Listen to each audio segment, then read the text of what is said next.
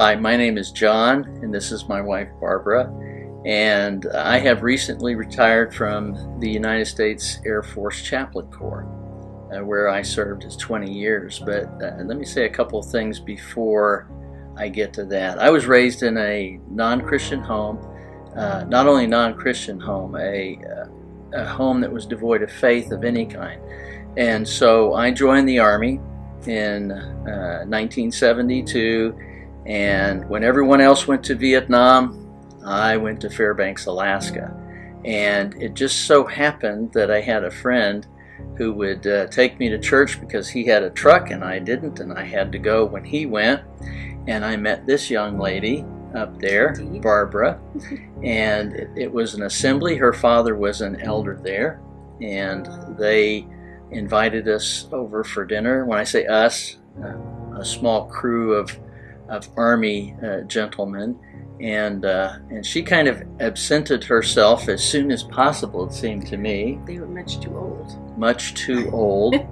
She found out that I was a relatively young man a little bit later, and so I became a Christian while I was attending that assembly, and then we began to see one another. Yeah, so we started dating, but God sent him down to a military base down in Arizona. Fort Huachuca.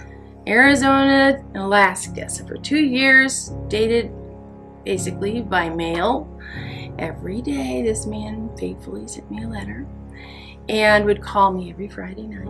Yep. Back when there was not cell phones and it was expensive on a payphone. $20 worth of quarters. Right. My paycheck when I got out of the Army was $475 a month. And we spent a lot of that on the payphone. Yeah. Yeah. So anyway, for 2 years, and we got married in '76. But we came down here to when Emmaus was at Oak Park. Yeah. We attended Emmaus. So yeah, our honeymoon was at Emmaus.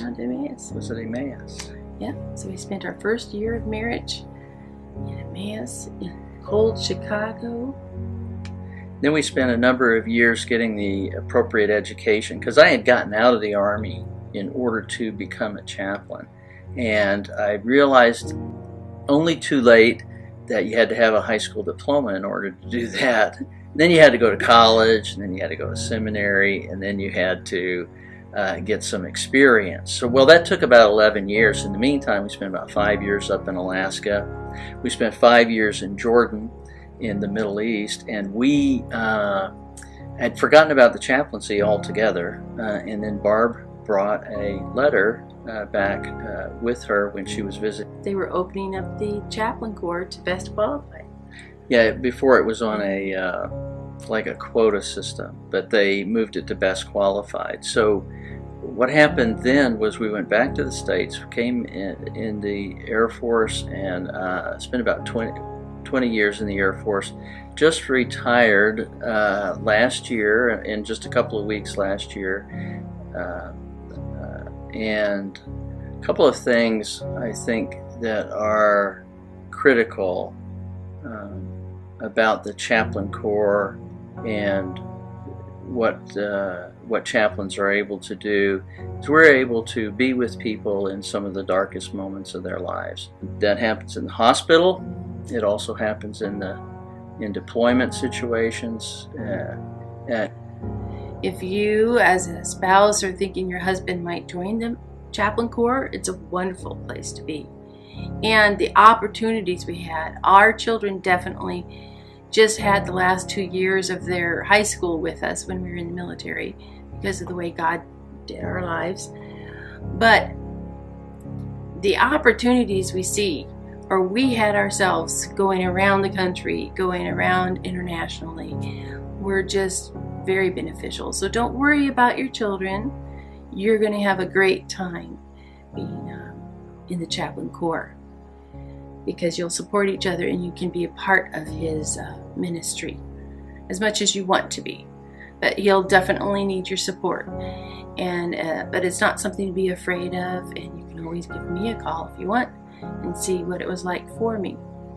and I would steer you in the direction of the Chaplain Corps every time, because it was very beneficial for us, serving God in some way. The chaplaincy is the great, I think, unknown ministry among the assemblies, whether it's hospital, police, military, or different organizations such as the Civil Air Patrol and things of that nature.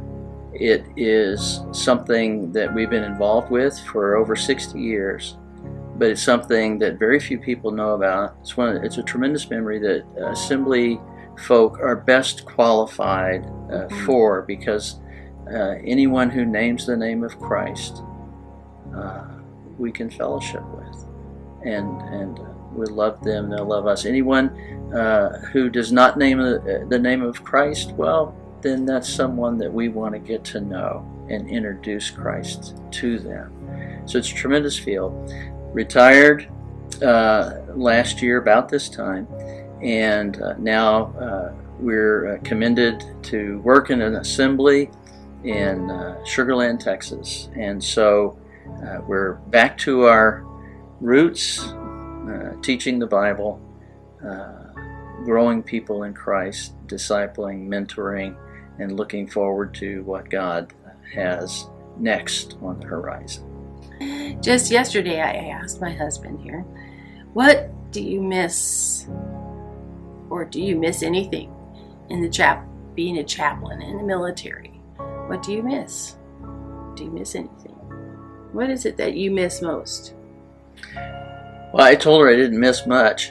What I miss, a lot of administrative work when you get more senior. What I miss was deployments. What I miss was the work of the chaplain at a practical level, i.e. being with, ministering to people in need. I think that's the greatest calling right there.